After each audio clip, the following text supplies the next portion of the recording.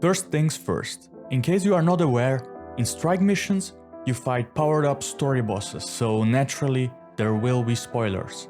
I won't be showing footage of the last boss though, until the very end of this video, where I will give another warning. With that out of the way, let's get started. Welcome ladies and gentlemen, Master of None here. After finishing the story and map exploration, I was left in a bit of a void. I really enjoyed my time up until now, but then came the now what moment.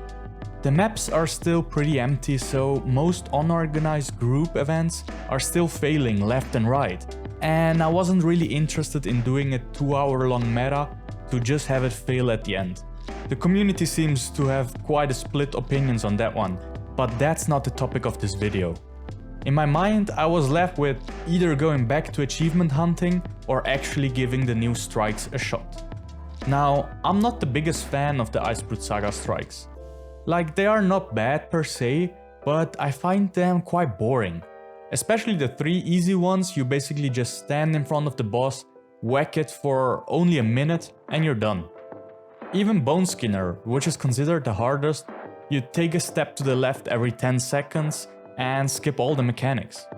In an interview before End of Dragons came out, A-Net said that they were designing the new strikes with mechanics in mind that can't be skipped. Now at first, I was skeptical, and then worried. Since so much of Guild Wars is stack and whack, I was worried that they would come up with really unfun mechanics. After my first experience with them, however, this worry couldn't be further from the truth. They were awesome. I absolutely loved them and found them super fun.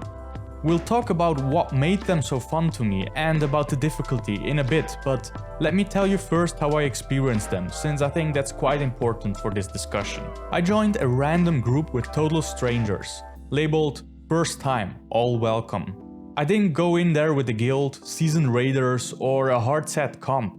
We just took whoever wanted to come.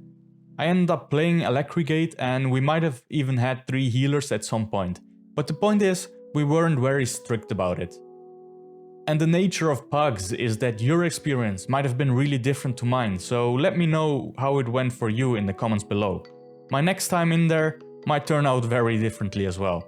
So what exactly makes me like these strike missions so much more? Well, first of all, the bosses don't instantly fall over, with a random group at least. They might in your super coordinated, highly optimized and big DPS static, but to me, these missions actually felt like proper fights. Secondly, the mechanics were really fun rather than annoying. I felt engaged all the way through and they are much more dynamic than your average boss. Ads show up which you need to focus, there is team stacking, splitting, dropping pools on the ground, dodging big attacks, CC phases, and they require situational awareness.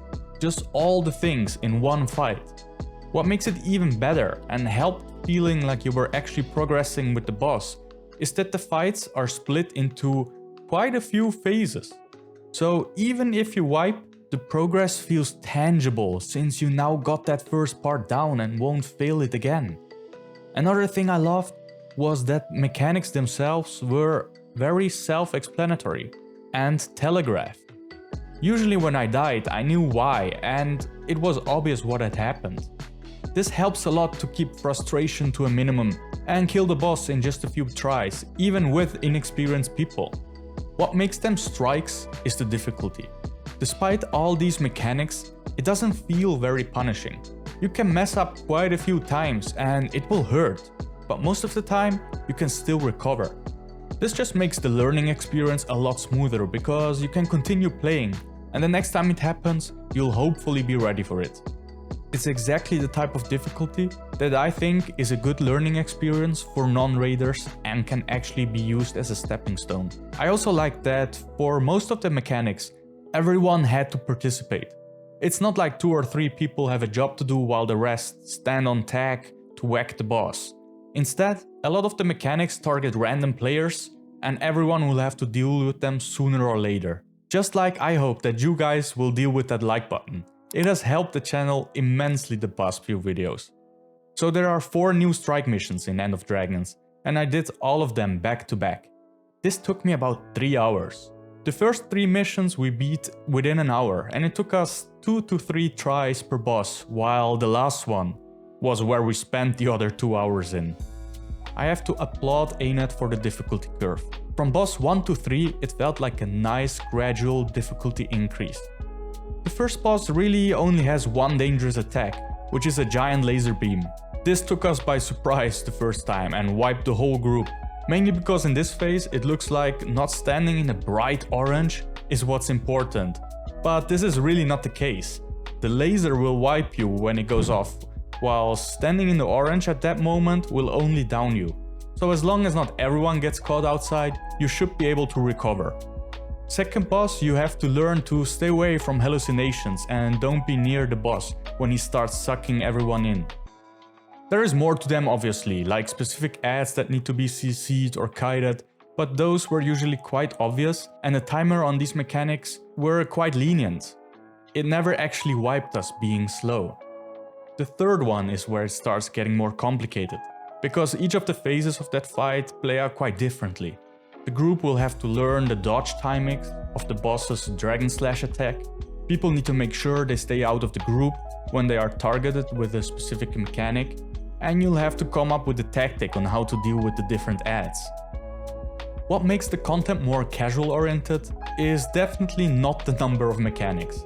It's really that on their own they're usually not too punishing. Furthermore, I found that 4 players that got the mechanics down can absolutely clutch the last 20% of the boss's health when everyone else is dead. This makes for some great moments, and I think it's nice for something you do with randoms. And probably goes to show that these fights won't actually be very challenging for most, once people get used to them.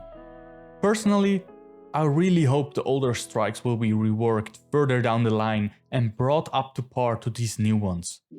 I now also want to quickly talk about the last strike, so if you're worried about spoilers, just skip ahead a chapter where I talk about rewards, challenge modes and the future of endgame content. Harvest Tempo. I love this fight. And it's where our group started falling apart, because people were not expecting a raid-like fight. It's almost as if the game is pushing you into a false sense of security with the previous 3 strikes, where a lot of us were like, okay, there are some mechanics to pay attention to, but it's not very challenging. We can do this. And then boom, you are basically in a raid.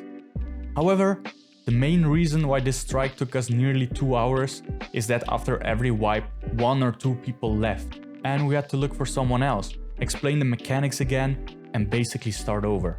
It is exactly why raiding with the guild is so much more fun and rewarding, since you are actually there to succeed as a group, and not only as an individual. Of course, being on Discord together also makes it a lot easier. Personally, I think this was a worthy final strike for the expansion. And just like the other strikes, my favorite part of the fight are the many different phases that make the whole thing so much fun and dynamic. I do want to emphasize it one more time though. What sets it apart from the raids is that usually failing a single mechanic will not outright kill you. You can stumble your way through there, even if it gets real messy. What makes this one harder is that the focus shifts from executing mechanics to save yourself to failing mechanics will make your group wipe. There is a big orb that needs to be pushed around the platform before it can be CC'd. It's kinda similar to pushing the orbs at Keep Construct, Zera or the Shattered Observatory Fractal in that regard. And if people don't watch their positioning and AoE skills, they will make it go the wrong direction, causing massive amounts of damage. And panic. We ended up handling it in a way where only myself and someone else were pushing the orb around while the rest tried to focus the ads down, since when they touch the orb it also explodes and causes raid-wide damage. I'm personally not sure what the most PUG-friendly tactic is going to be here, but it was working pretty well for us. The last phase was definitely the hardest, because you now have to destroy the orb instead of just pushing it, while keeping it from crashing into the walls. Without some group coordination or Discord, this was really messy because people would just go ham with their skills and never stop attacking. However, after a few times reaching that phase and rotating out players that had to leave or were discouraged, we also managed to beat the final strike. All in all, the end of Dragon Strikes were a positive surprise to me. And for the first time, I'm actually excited for any future strikes that will come to the game. I'm also a lot more positive that the challenge mode versions of these strikes will be able to satisfy the raiders out there. And I'm really curious to try them once they release. What's a bit up in the air for me currently is if the rewards are good enough for people to keep doing them. Especially the last one. As far as I can tell, the main draw is to be able to buy more mystic coins and clovers every week. And if you still need ascended weapons, it's a viable path to take. I just hope for some more exciting skins of some sort, but maybe I'm missing something. If you do all 4 strikes in 1 week, it also nets you an additional 2 gold and 1 legendary insight. This is a nice touch, and I can imagine that it will help give people that final push to take a step into raids. For now, I'll be happy grinding out mystic clovers in there and trying out different classes. It almost comes across as a playground where I can see myself going back to try to top the DPS charts, optimize my rotation, or learn a completely new class. That's enough about my experiences though. I really want to know if you've tried them and what your experiences are. So let me know in the comments below. Subscribe if you enjoy this content, or join the channel if you want to go the extra mile and support me directly. But most importantly, thank you for watching and hope to see you in the next one.